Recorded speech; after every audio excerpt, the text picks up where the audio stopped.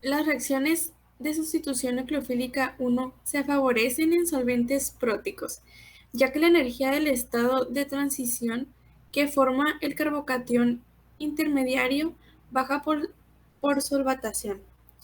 Las reacciones de sustitución nucleofílica 2 se desfavorecen en solventes próticos que la energía del estado fundamental del nucleófilo atacante disminuye con la solvatación.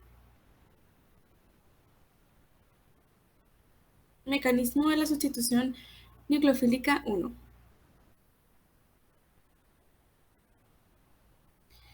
Si la sustitución nucleofílica 1 tiene un mecanismo por etapas, en el primer paso se ioniza el sustrato por pérdida del grupo saliente, sin que el nucleófilo actúe, formándose un carbocatión.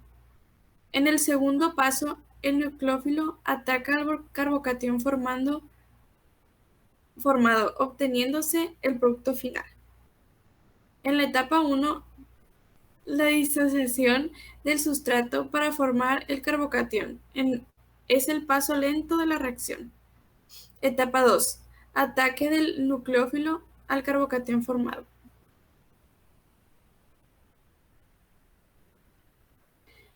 Etapa 3. Desprotonación del agua para formar el alcohol. La etapa lenta del mecanismo es la formación del carbocatión, dependiendo la velocidad exclusivamente del sustrato. En general, una reacción de sustitución nucleofílica 1 sigue una cinética de primer orden. La velocidad de la reacción completa queda determinada por la velocidad de ionización del halogénuro de alquilo, de modo que solo depende de su concentración. Estereoquímica.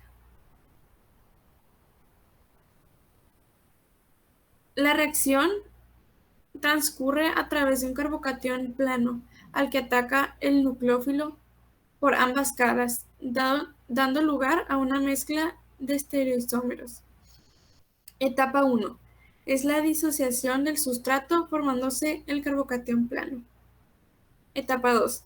Ataque del nucleófilo por ambas caras, dando lugar a la formación de dos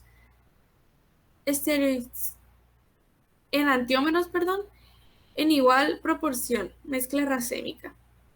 Los productos formados son enantiómeros y se obtienen en igual cantidad.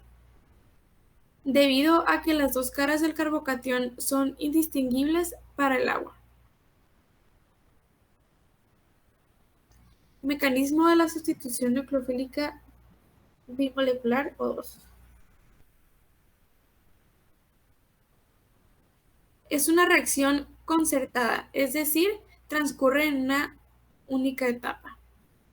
El mecanismo consiste en el ataque del nucleófilo al carbono que contiene el grupo saliente. Este carbono presenta una polaridad positiva importante debido a la electronegatividad del halógeno. Al mismo tiempo que ataca el nucleófilo, se produce la ruptura del enlace carbono-halógeno, obteniéndose el producto final.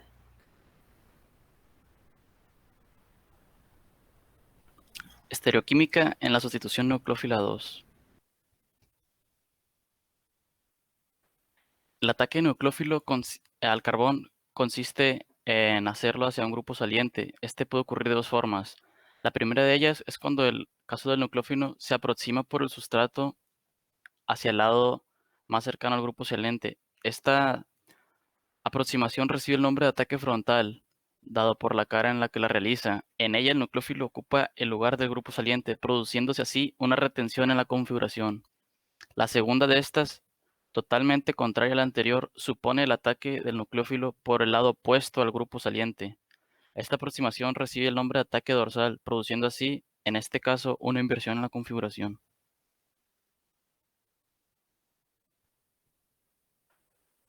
Ciertos científicos muy brillantes de la época observaron que el ion hidróxido atacaba el sustrato por el lado opuesto al grupo saliente, produciendo así una inversión en la configuración.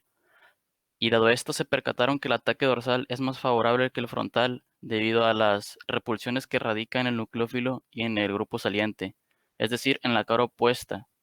Debido a esto, es que se dice que se forma una reacción estereoespecífica, es decir, que forma solo un estereoisómero.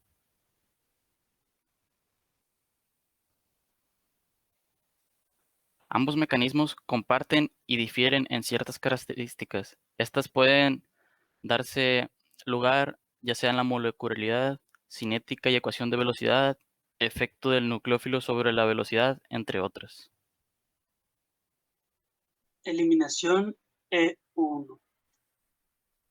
Para el mecanismo de la eliminación E1 consiste en dos pasos. El paso 1 es formar un carbocatión a partir del haluro alquino, sacando el halógeno de la cadena. El paso 2 es un ataque básico del disolvente para así poder quitar un hidrógeno al carbono vecino y con esos dos electrones formar un enlace doble. La eliminación unimolecular o E1 tiene lugar sobre derivados alquílicos secundarios o terciarios según el mecanismo de dos etapas.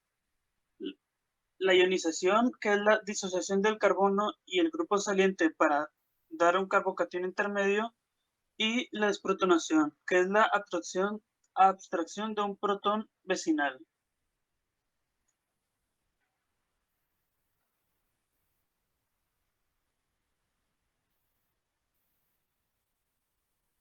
Reacción de E1. Para la primera etapa es lenta, ya que la velocidad depende únicamente de la concentración del sustrato, que en este caso sería el halógeno. El segundo paso es un poco más rápido, ya que una base abstrae un protón del átomo de carbono adyacente al carbono protonado y los electrones que antes formaban un enlace carbono-hidrógeno ahora formarán el enlace pi entre dos átomos de carbono. Para este segundo paso del mecanismo E1, el átomo del carbono adyacente debe rehibridarse a sp2 cuando la base ataca al protón y los electrones fluyen hacia el nuevo enlace pi.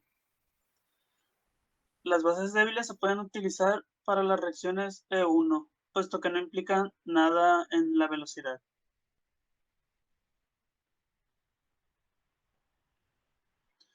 Eliminación E2.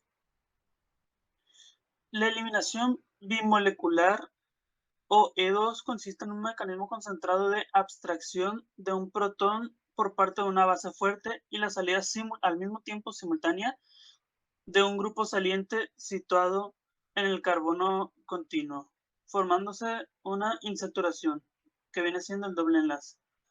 El proceso de eliminación consiste en una sola etapa, por lo tanto, un único estado de transición. La velocidad de reacción está influenciada tanto por el sustrato como cuanto mejor grupo saliente, más rápido también, así como la base. Así como la base cinética de segundo orden. Reacción E2. La eliminación también puede ser bimolecular en presencia de una base fuerte. Aquí, como en el ejemplo, aquí podemos ver que en un solo paso el halógeno está saliendo y también está saliendo el hidrógeno. La velocidad de esta eliminación es proporcional a las concentraciones tanto del haluro alquino como de la base, dando lugar a una ecuación de velocidad de segundo orden. Este proceso es bimolecular ya que participan el haluro alquino y la base en el estado de transición, por lo que el mecanismo se expresa como E2. Aquí tenemos una tabla de comparaciones en donde podemos ver diferencias entre los arreglos, estereoquímica, sustratos, algunas similitudes en los grupos salientes, en las diferencias en las bases, tanto como solventes y en la cinética.